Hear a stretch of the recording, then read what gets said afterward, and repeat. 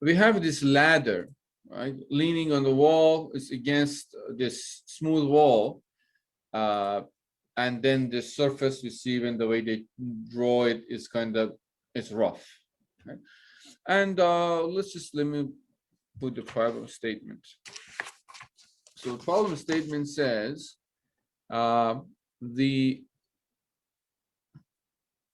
I might be able to do a better job writing. The uniform is important because that means the center of gravity is in the center of this ladder, meaning that the mass is distributed uniformly or on this rigid body, in this rigid body. So 10 kilogram, the uniform 10 kilogram ladder rests against the smooth wall at B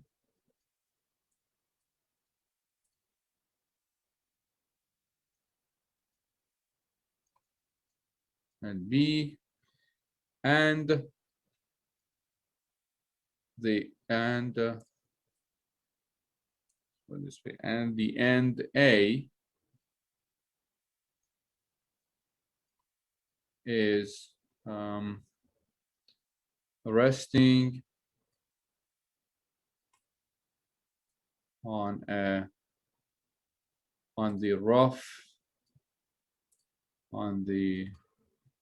rough horizontal plane, the rough, I believe so, yeah, horizontal plane, rough horizontal plane, right? For which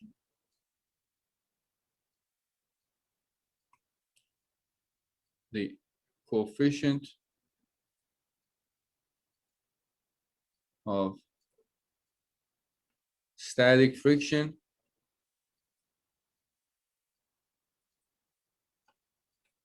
is mu s 0.3.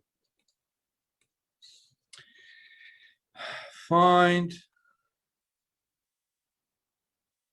the angle theta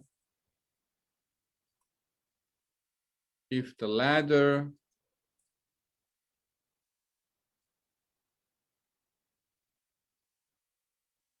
is on the verge of slipping.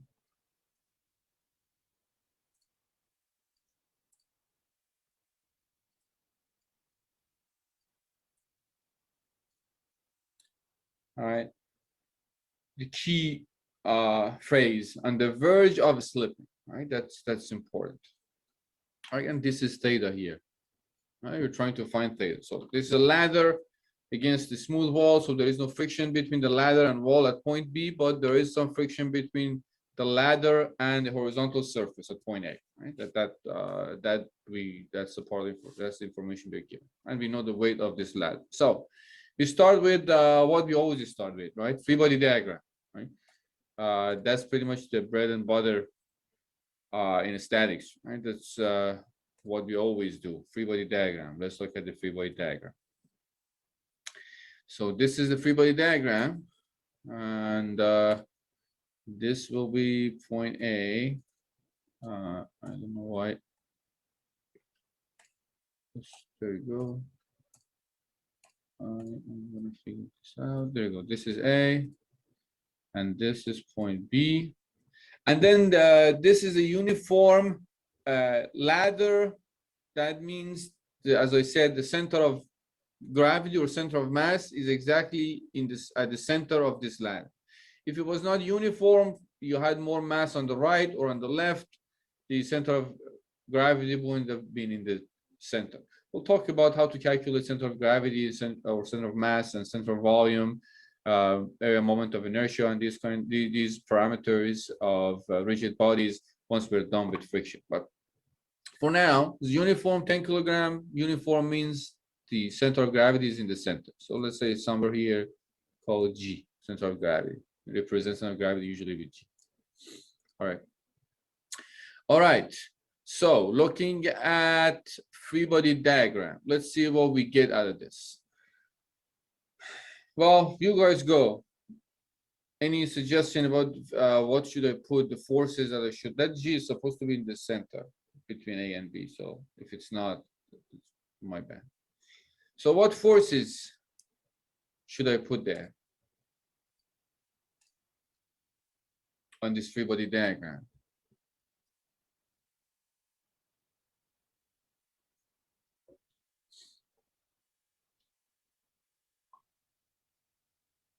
The weight of the ladder. The weight of the ladder, exactly. That's the important one. So we put it on the center of gravity or center of mass downward. It's 10 kilograms, so 10 times 9.81. All right. What else do I have there? It's a very ugly arrow there. I'm making it worse. All right. So what else do we have there? I'm isolating this, right? I'm isolating this ladder. I'm drawing free body diagram for this ladder. Friction. We do have friction, exactly. Yeah. So we go here. Well, between ladder and point B, there is no friction, right? But ladder is leaning or resting on this smooth wall. So there's a smooth contact between the ladder and this vertical wall at point B. That means I have to take into account when I'm removing that smooth contact, I have to take into account the smooth contact. So I'll put the normal force here before we get into friction. Like there is no friction there. And this is just a normal force. Remember, think about those four forces, four possible forces put on the free body diagram plus friction now. Friction. Now friction is a bit, well, here the good thing is there is no surface to surface. There is a point to surface. So the friction would be at point of contact. Since there is only one point of contact when A is in contact with horizontal surface, right? If it was a surface to surface, like the previous one we did with a box or the vending machine, right? We didn't know where to put the normal force and which point exactly the friction is applied. But now, since the point of contact is just one point, it's not surface to surface, it's point to surface. So the friction and normal force should be applied to that one point. This is what I'm trying to say. This is the normal force, right? There is a normal force. Obviously, there's contact there. Call it NA. And there is friction. Now, friction should apply to the point of contact, to that object at point of contact. When there's point, there's surface, as I said. We got to figure that out. That whole story of the x that we have to find where the normal force and friction is applied. When we have a point, well, we put the friction there, but the direction, remember, the direction of friction is always in a way that is opposing the motion or possible motion. Now, in this case, if this ladder starts slipping, right, slipping this way, right, this means this is going down and this is going this way, right? This is the ladder. When it starts slipping, it goes this way. So friction should oppose this motion. That means I have to put friction on this point to the right. Let's call it F, friction force. All right. Hopefully it makes sense. If it doesn't, just stop me right here. This is angle theta. Now, here is the key piece of information we are given. We are told that we are on the verge of a slip. What does that mean? Can someone translate that for me? We said we have three possible situations, right? equilibrium, impending motion, motion. And we said in equilibrium, friction is unknown. In impending motion and motion, friction is actually known as a function of normal force. So what do we have here when it says on the verge of a slip? Impending motion? Exactly. Thank you, Nathan. It's impending motion. It's impending motion. I'm just going to write it here. It's impending motion, meaning that it's about to move. That means F is basically Fs, or static friction, mu Sn. Right? So this is equal to this is going to be Fs equal to mu Sna. Right? So it's known. If it was in a static equilibrium, it would have been unknown, the whole force. But now it's known in the sense of we know it's mu Sn. The expression is known. All right, so we have all the forces, everything is there. Seems like I forgot to give you, no, I gave you pretty much everything. Forget about it. Let's write the equations of equilibrium. All right, summation of forces in x direction is equal to 0. We have NB to the left. Well, and let's take to the right positive. So minus NB plus mu S N A, right, is equal to 0. Summation of forces in y direction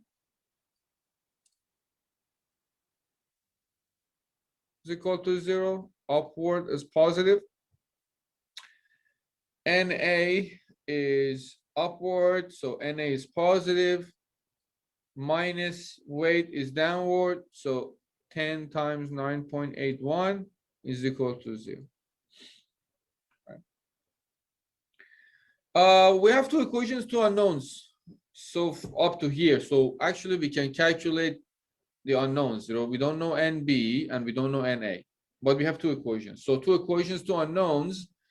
We're lucky, right? Two equations, two unknowns. We can find NA and NB. Well, NA, you can find it from the second equation, would be 10 times 9.81, which is 98.1.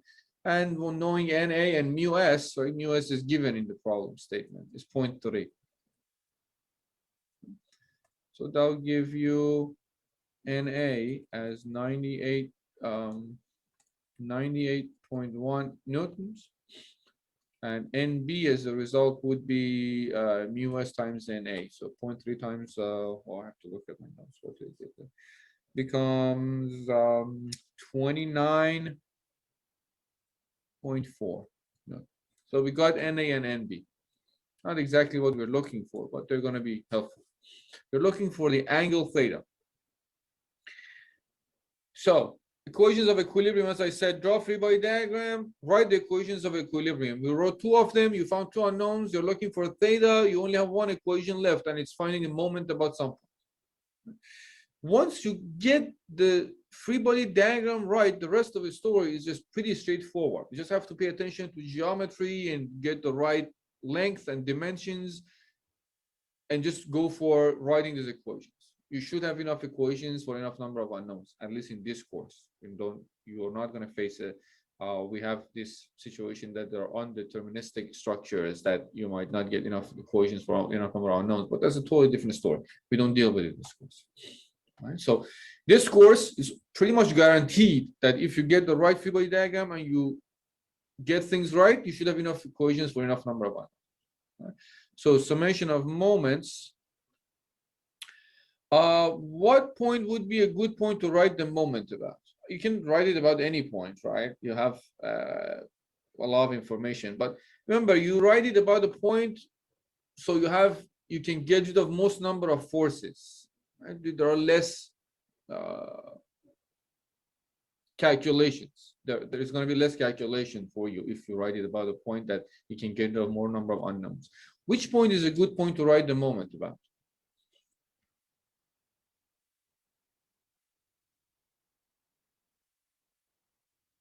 out of three possibilities: point A, point B, and point G.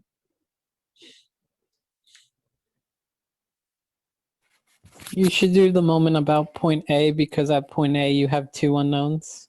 Exactly. Well, at this point, they are not unknown because I found NA, and meaning that I can find, or I know what FS and NA are.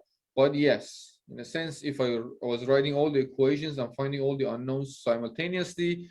Point A is the best place, the best option. Even now, it's the best option because if I write about point A, I get rid of two forces, so they're not going to be in my equations. So I only have to be worried about finding the moment of NB about point A and weight about point A. But yes, exactly. That's the point. Positive. I'm going to take this as positive. It's equal to 0. So let's start with the NB. What is the moment NB creates about point A? And whether it's positive or negative. And remember, here are the dimensions that you have. This is 4. Right? This is 4, and this is theta. That means this is 4 sine theta, and this is 4 cosine theta. Knowing that, what is the moment NB creates about point A?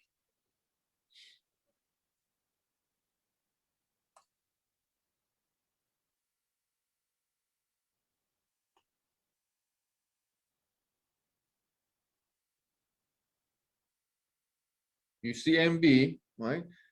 NB multiplied by the perpendicular distance between its line of action and the point you're finding the moment about. What is that perpendicular distance between NB and point A?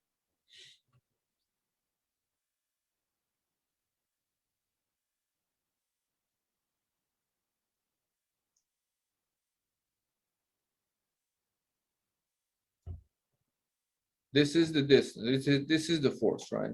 This is NB. The perpendicular distance is here between this and point A.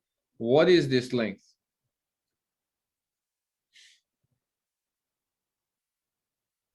NB times 4 sine theta. NB 4 times 4 sine theta, exactly. And right hand rule, 4 fingers along the force, the palm of your hand towards the point you're finding a moment about, make a fist. The direction 4 fingers bent, that is the direction of your moment, which is going to be counterclockwise, so positive. So this becomes 4 NB sine theta. Then we have weight, right? We have to find, let me clean things up a little here. That's crowded. We have to find then the weight, right? The weight is 10 times 9.81 times the distance, the perpendicular distance between this and point A. Right? That would be this distance. If I can draw it as straight as I can, that would be this distance.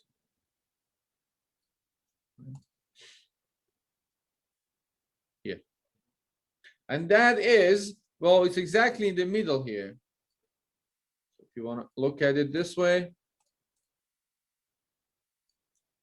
this is half and this is half. This is 2 cosine theta, and this is 2 cosine theta. So that distance would be 2 cosine theta, right? So 10 times 9.81 times 2 cosine theta times, and then the direction would be right hand rule negative. Right? It's going to create a clockwise moment. This is equal to 0. That's pretty much it. All the forces there. Now from here you can find the only unknown you have. Look at it. You know NB, right? You know what that is. The only unknown you have is just theta.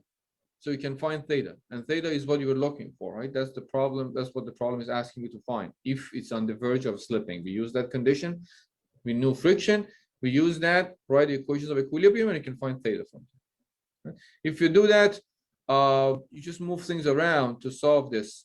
You'll get, let's see, you move that to the other side, you will get 4nb sine theta would be equal to 98.1 times 2 cosine theta. Then move that to the other side, sine over cosine would be tangent. So would be tangent theta is equal to 92 times 98.1 divided by 4 times NB, which is 29.4. So theta would be tan inverse of this fraction, right? Whatever that becomes. You will get 59.04 degrees. Right? This is the angle theta we were looking for. The good thing about this problem was that because of the contact between the ladder and the surface, it's just a point of contact. We don't need to worry about where the normal force is, where normal force and friction are exactly applied to the point of contact. It's not a surface to surface contact.